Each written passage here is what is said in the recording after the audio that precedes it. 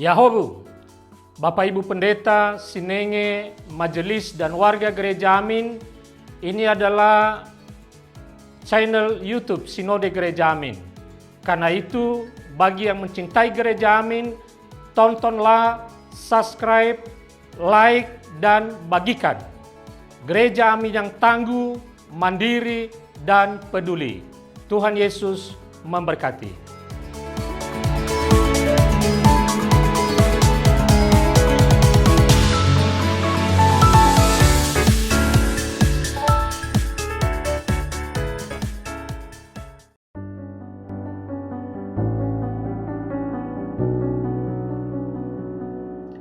Shalom, Youth for Christ, senang bisa menyapa saudara kembali.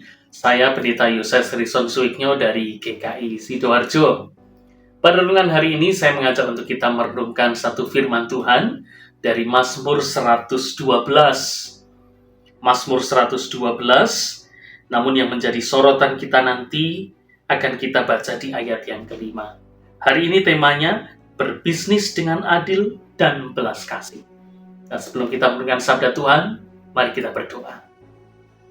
Kami bersyukur ya Bapa, Engkau memberi kesempatan kami untuk menjalani hidup dengan sukacita. Dan biarlah setiap dalam sukacita kami itu, lahirlah kedamaian, lahirlah keputusan-keputusan bijaksana, lahirlah semangat untuk menghidupi firman Tuhan senantiasa. Kami percaya Engkau akan memberkati setiap kami, ketika kami juga boleh mengambil waktu terbaik kami merenungkan sabda Tuhan.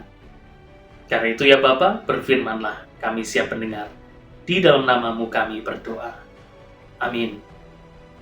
Nah saudara, Mazmur 112, namun kita akan fokus pada ayat yang kelima.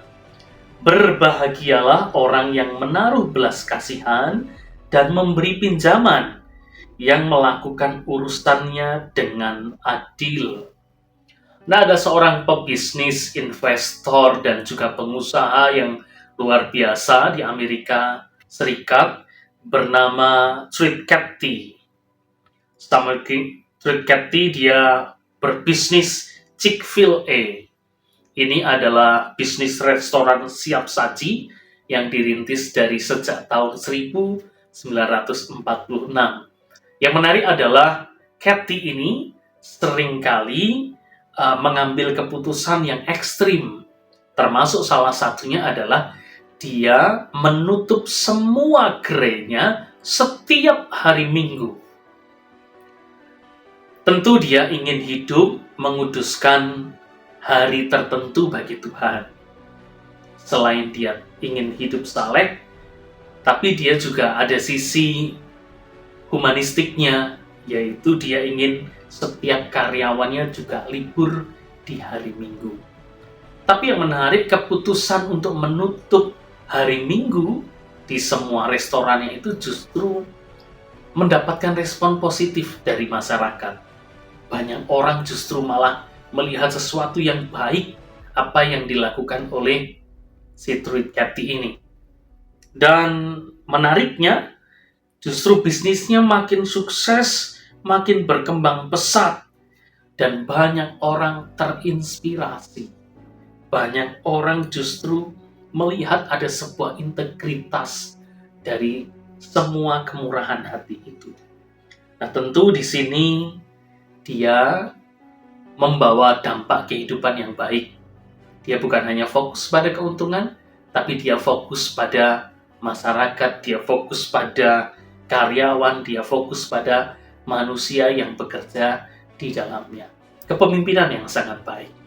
Nah, Mazmur 112 juga merefleksikan cerminan demikian, bahwa orang yang takut akan Tuhan dan hidupnya menurut jalannya, dia bukan hanya menunjukkan sebuah kesalehan pribadi, tetapi kesalehannya itu pada akhirnya berdampak pada komunitas, bahkan banyak orang. Bahkan nilai-nilai yang dihidupi itu pada akhirnya membuat banyak orang bisa bermurah hati, menunjukkan belas kasih, dia bisa menunjukkan keadilan. Orang yang takut akan Tuhan membawa dampak positif bagi keluarga, komunitas, bahkan generasi-generasi berikutnya. Nah, tentu di sini hal positif itu harus disambut, bahwa ketakutan yang diletakkan hanya kepada Tuhan membawa nilai-nilai yang baik. Nah, sikap akan takut Tuhan itu adalah fondasi yang perlu kita hidupi, bahkan kita wariskan. Bahkan dalam perjalanan kehidupan kita, baik di tengah pekerjaan ataupun bisnis, lingkungan sosial, nilai takut akan Tuhan itu menjadi fondasi yang sangat kuat, yang paling dasar. Berlaku adil, murah hati, belas kasih kepada sesama adalah sikap yang terwujud dari takut akan Tuhan. Karena itu, saudara-saudara semuanya, baik dalam bisnis, usaha, pekerjaan, letakkan iman kita, hidup kita pada takut akan Tuhan. Niscaya Dia akan membukakan jalan, menuntun kita untuk melihat pekerjaan Tuhan yang lebih besar. Tuhan memberkati. Mari kita berdoa. Pada akhirnya ya Bapa, biarlah hidup takut akan Engkau menjadi dasar untuk kami berjalan, untuk melangkah.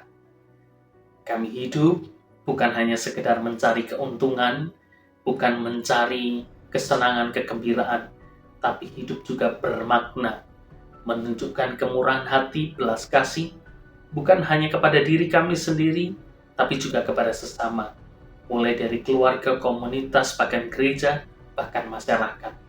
Di sanalah hidup kami dipakai oleh Tuhan. Terima kasih untuk kebenaran sabda-Mu. Di dalam nama-Mu kami berdoa. Amin. Tuhan memberkati.